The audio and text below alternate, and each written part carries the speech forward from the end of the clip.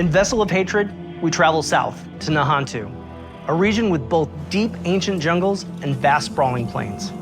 It's the last stretch of land in Sanctuary's eastern continent, and we've packed it full of experiences for every type of player. In this expansion, there's a whole lot to explore under the dark canopy of Nahantu. Nahantu is the southernmost region of the eastern continent that Diablo 4 has been taking place in. It's the last region that we haven't visited yet so far in the game, but it is one that we've been to before in Diablo. There's lots of new areas. We have 6 in total.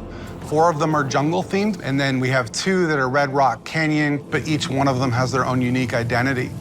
When you first arrive in Nahantu, you're in this place called Lingering Hatred. This is a high treetops canopies where you're almost walking amongst the branches high above the jungle floor. Imagine a thick canopy that the light is just barely poking through. The whole area has been infected by this thing called the Hollows infestation. The Hollows are a new enemy that's associated with Mephisto. They themselves are kind of like a tar-like substance creature born straight out of the depths of hell. It feels a little twisted. There's a sickness to the area itself. Humans have ventured into this deep part of the jungle where there's all this poisonous plants and flora. The dregs actually started experimenting with eating these hallucinogens, and it put them into this aggressive psycho rage. The dregs were pretty fun because we were able to push more variety in the monster family. You have one of these tall dregs and then half of a body of another dreg on top of it, kind of controlling it and telling it where to go and tossing poisonous bombs at the player. When you come across it, it's very memorable. And then we've also got the area of Tenganse, where you've got the Tenganse Plateau, which is full of these red-rocked plateaus and canyons. Imagine getting up above the land. Those gigantic walls have pockets inside where monsters could live. It offered up a lot of opportunity to bring back a monster family like the Lacunae. We're bringing them back in a new way here as a fully fleshed out monster family with multiple classes. What a more brute force looks like, what a caster looks like. They are very much apex predators, and we're definitely in their territory. And then there's a little sub-area called the Skittering Earth. The name alone makes your skin crawl. And it's bug infested, and you can see how the bugs have destroyed the jungles and kind of input their influence on it. Within the Field of Giants, you have these giant corpses of these long dead demons that humans have begun to mine away at for their resources. While they've got a lot of use out of them, they're also toxic to the land around it. The notion of massive demons walking Sanctuary 1,000 years ago is really thought-provoking. Plateau's also got just this beautiful color scheme to the lighting. It's really lovely to be there. And then horrific at the same time, you know, it's great. The mercenaries in Vessel of Hatred are a group of people who we like to describe as ordinary people with extraordinary skills. They have the same level of will to fight against the demons of hell. And there's 4 mercs that you can collect over the course of the campaign. Starts with Rahir, a blacksmith and a shield bearer, who's more a defensive fighter. He's able to go in there and soak up damage, use his shield as a bulwark against the enemy. You meet him early on in the campaign, and he's one who introduces you to the mercenary network. You end up finding acquisition quests for 3 other mercs that you can find throughout the course of the story. Subo, the drunken archer, is gonna work really well for people who want someone who's out of the main melee, in the back, offering utility and that kind of range support. Then we have Variana, a berserker crone, who's a melee combat fighter, close range. She's got a really cool combat meter, a massacre meter, where you need to keep killing enemies to get the meter to be filled.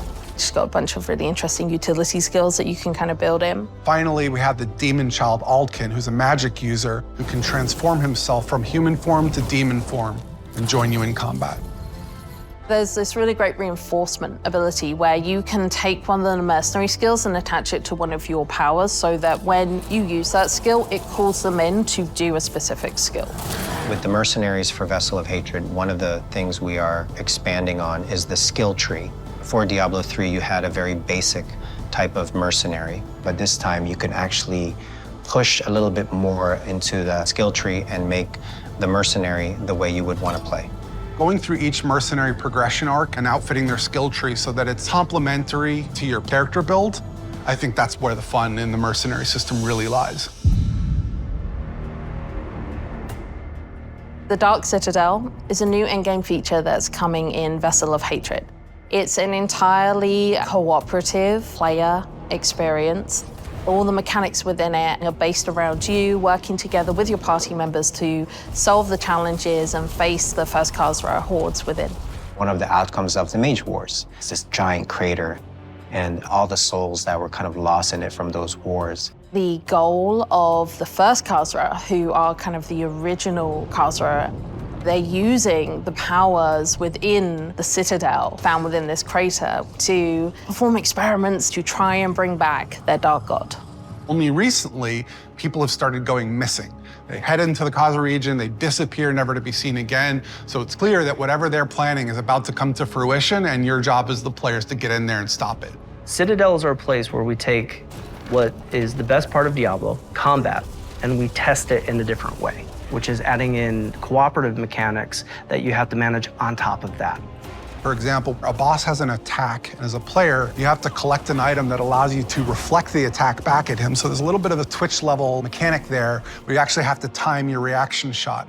What's interesting about it is when you get multiple people in there, we're each responsible for reflecting that shot once, so we all have to sort of master the timing of that move. You can't do that kind of thing without coordinating as a team, and that's sort of the example of what Citadel gameplay feels like. When designing the Citadel, we designed a lot of really cool bosses. And so one of the things that we did is we took that design and made like armor sets for each of the classes. That way you feel like you took their armor and you feel like you're wearing a little bit of them after your victory. We also have a currency that's dedicated to the Citadel where, as you play through, a vendor can be interacted with to buy custom cosmetics that are unique to the Citadel. You can play with 2 people, but the ideal experience is for 4. In order to facilitate that, we've built an all-new Party Finder feature, and the community has been pretty vocal about wanting this for a long time. It made a lot of sense to us to pair it with this new Citadel mode. It really is an activity that's geared towards people who love to play together with their friends or with strangers and enjoy that cooperative gameplay. I cannot wait for players to get into the world. I'm really just excited for people to see all the little hidden storytelling elements that the team has fit in. There's interesting things to find and see and discover around every corner, and it's just a really great experience getting to explore Nahantu.